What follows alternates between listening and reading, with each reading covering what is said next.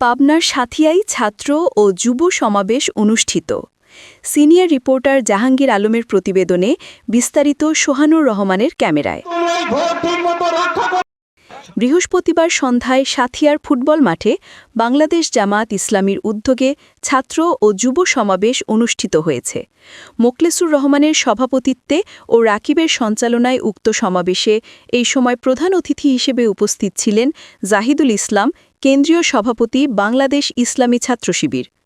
বিশেষ অতিথি হিসেবে উপস্থিত ছিলেন অধ্যাপক আবু তালেব মণ্ডল, আমির, বাংলাদেশ জামায়াত ইসলামী পাবনা জেলা, ব্যারিস্টার নাজিবুর রহমান মোমেন, বাংলাদেশ জামায়াত ইসলামী মনোনীত সংসদ সদস্য পদপ্রার্থী ৬৮, পাবনা ১ সাথিয়া। অন্যান্যদের মধ্যে উপস্থিত ছিলেন সাদিক কায়েম, ভিপি ডাকসু, অধ্যাপক আব্দুল গাফফার খান, সেক্রেটারি, বাংলাদেশ জামায়াত ইসলামী পাবনা জেলা। এখান থেকে যদি আপনারা জনগণের পালস বুঝতে ব্যর্থ হন, আপনারা যদি জনগণের পালস বুঝে রাজনীতি করতে ব্যর্থ হন, জনগণ আপনাদেরকেও রেড কার্ড দেখাবে।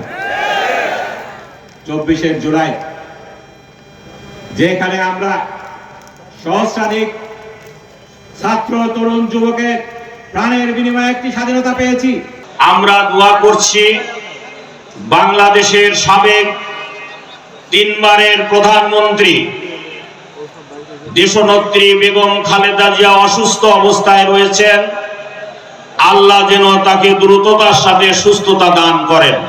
সাথিয়ার কৃতি সন্তান, ইসলামী আন্দোলনের অন্যতম প্রাণপুরুষ, যিনি শুধুমাত্র বাংলাদেশেই নয়, বাংলাদেশ সহ বিশ্ব ইসলামী আন্দোলন নেতৃত্ব দিয়েছেন, আমাদের শ্রদ্ধেয় শহীদ মতিউর রহমান নিজামীকে। উক্ত সমাবেশে সাথিয়ার আসনের সর্বস্তরের জনগণ উপস্থিত ছিলেন।